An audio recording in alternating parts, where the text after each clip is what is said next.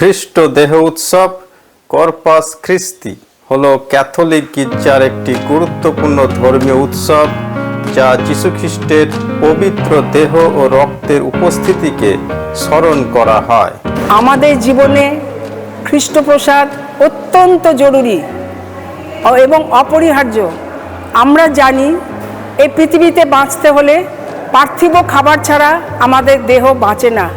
ঠিক তেমনি আমরা যদি ঘন ঘন খ্রিস্টপ্রসাদ গ্রহণ না করি আমাদের আত্মাও শুকিয়ে যাবে এবং একদিন যিশুর কথা মতো তা কেটে আগুনেই ফেলে দেওয়া হবে। তাই যতবার সম্ভব পবিত্রভাবে খ্রিস্টপ্রসাদ এবং খ্রিস্টের রক্ত গ্রহণ করব। কর্পাস খ্রিস্তি বা খ্রিস্ট দেহ উৎসব পালিত হয় ট্রিনিটি রবিবারের পরবর্তী বৃহস্পতিবার বা কিছু দেশে রবিবারে অর্থাৎ ইস্টারের 60 দিন পরে। সেন্ট জুলিয়ানা অফ লিয়েজ তিনি কর্পাস খ্রিস্তি উৎসব প্রচলনের অনুপ্রেরণা জুগিয়েছিলেন। সাধু আগস্টিনের মতো বলতে হয় যে প্রভু, তুমি মানুষের সাথে বাস করে মানুষকে ভালোবেসে এত পরম জ্ঞানবান হয়েও সামান্য রুটির আকারে তুমি এসেছিলে আমাদের মধ্যে।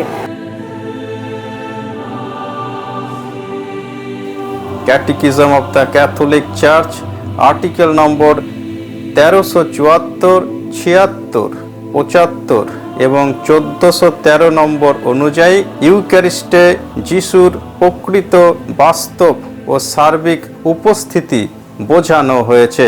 পুরোহিত যখন রুটি এবং দ্রাক্ষারস উৎসর্গ করেন তখন যিশুর দেহ ও রক্ত, আত্মা ও ঈশ্বর তত্ত্ব পূর্ণরূপে উপস্থিত হয়।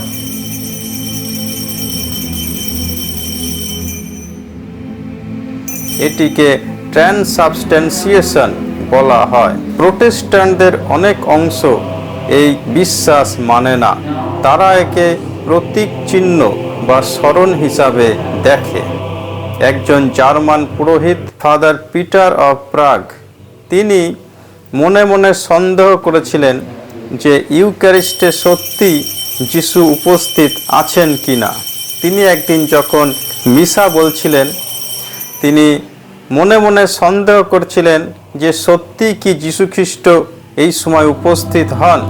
তিনি যখন ইউক্যারিস্টের পবিত্র রুটি ভাঙছিলেন তখন রুটির মাঝখান থেকে রক্ত বেরিয়ে আসতে থাকলো, আর সেই রক্ত কর্পোরাল নামক কাপড়ের উপরে পড়তে থাকলো যা ইউক্যারিস্টের সময় ব্যবহার করা হয়।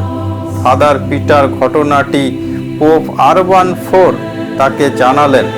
পোপ এটিকে একটি আধ্যাত্মিক অলৌকিক ঘটনা হিসাবে স্বীকৃতি দেন।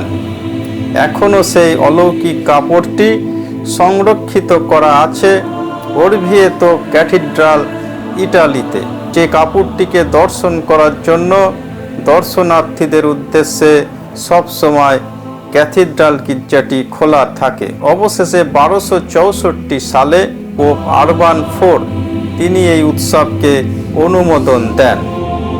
সেন্ট থমাস অ্যাকুইনাস এই উৎসবের জন্য প্রার্থনার অনুষ্ঠান এবং বহু গান রচনা করেছিলেন, যার মধ্যে অন্যতম হল তান্তুম এরগো এবং ও সালুতারিস হোস্তিয়া।